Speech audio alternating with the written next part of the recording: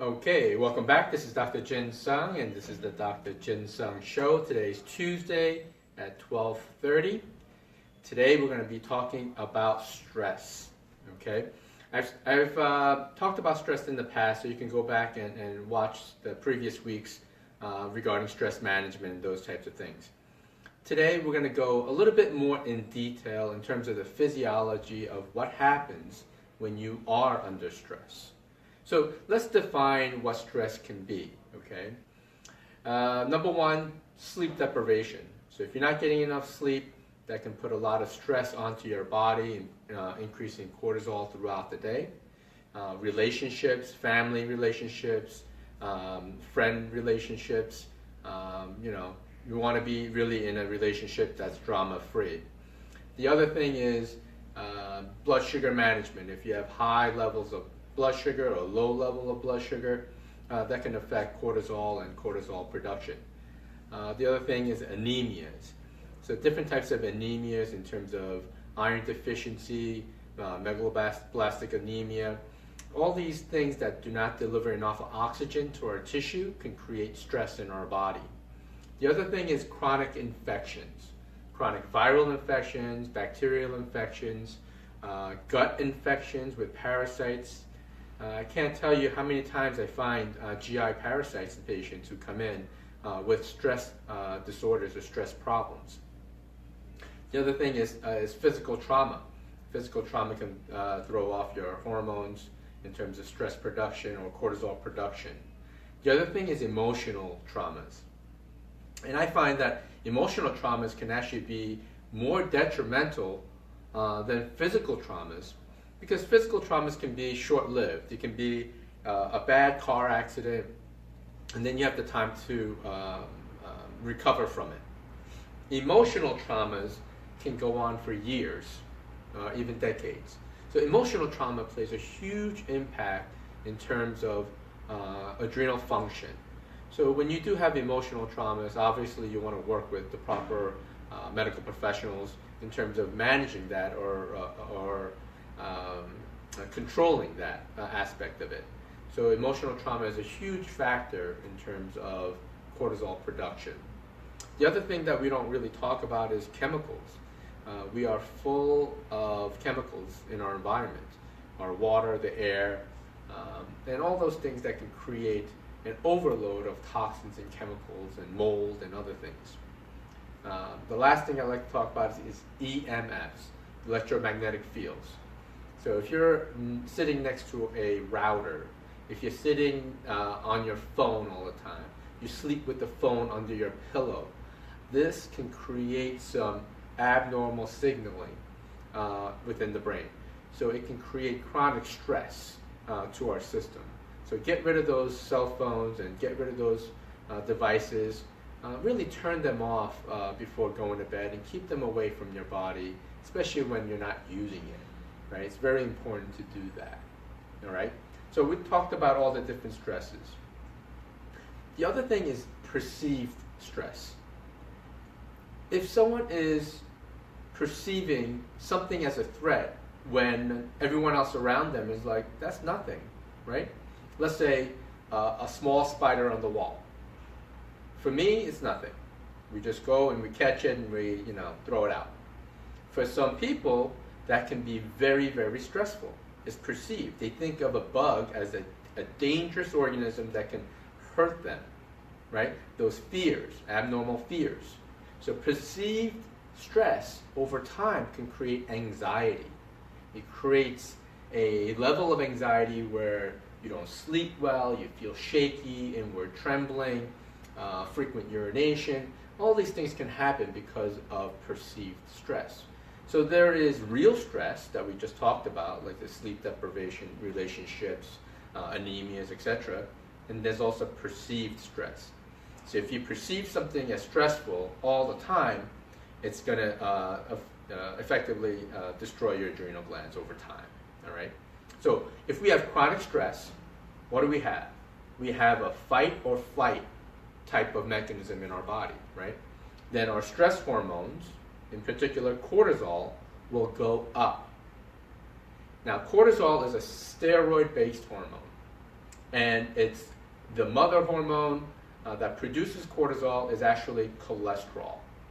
So a lot of people don't realize that cholesterol is the mother hormone for all your sex hormones as well as cortisol, right, or steroid hormone. So we have to understand the physiology of how cortisol is turned into cholesterol is turned into cortisol, right? So if we have cholesterol right at the top, then cholesterol will convert to pregnenolone, right? Pregnenolone. Cholesterol, pregnenolone. Pregnenolone will go and divide into two different subtypes. One, it's going to go either to progesterone and then go into aldosterone and cortisol, or pregnenolone will go into DHEA, testosterone, and your estrogens, right? So pregnenolone will decide if you're under a lot of stress whether to go into the DHEA, estrogen, and testosterone areas, or will it go into progesterone, aldosterone, and cortisol, or right, stress hormones.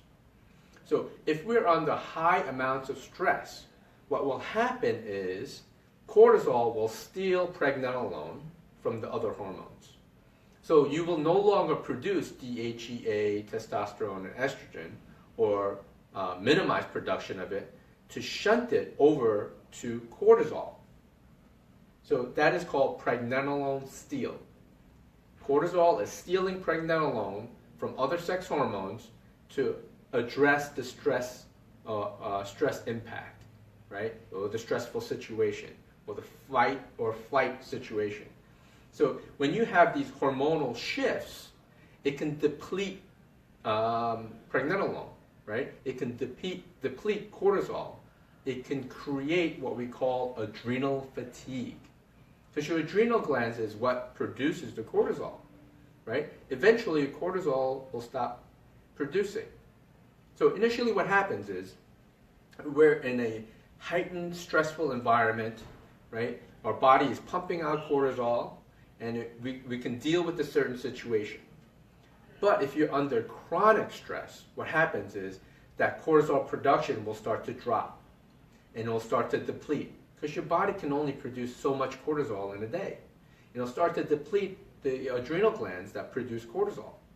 And then what you have is adrenal fatigue. You have this flatlining of cortisol production throughout the day, and you're constantly tired, right? So you go from cholesterol, which is the mother hormone, to cortisol. But what do we Americans are on all the time, right? Cholesterol-lowering medications or statin medications. We're always trying to reduce cortisol levels in our patients, right? The medical model basically wants everybody on cholesterol medications. And cholesterol is the mother hormone to your sex hormones as well as cortisol. So you need your cholesterol. So anytime I see cholesterol levels below 150, I am concerned for the patient that they're not producing enough hormones, right? Cholesterol level under 150. Now, we're not even talking about the good cholesterol, bad cholesterol, and all the other things. I'm just talking about the total number. A total number of under 150 is concerning to me, because you're not going to be able to produce your sex hormones as well as your stress hormones, right? The statin medications that are prescribed will deplete coenzyme Q10. Coenzyme Q10 is a necessary nutrient for energy production. So you will start to deplete, or you will start to get fatigued just being on cholesterol medications, right? But the other effect is that cholesterol being too low, you do not have enough resources. You don't have enough of the raw materials to produce your sex hormones as well as your stress hormones, right? So you get adrenal fatigue. The other component of this is aldosterone.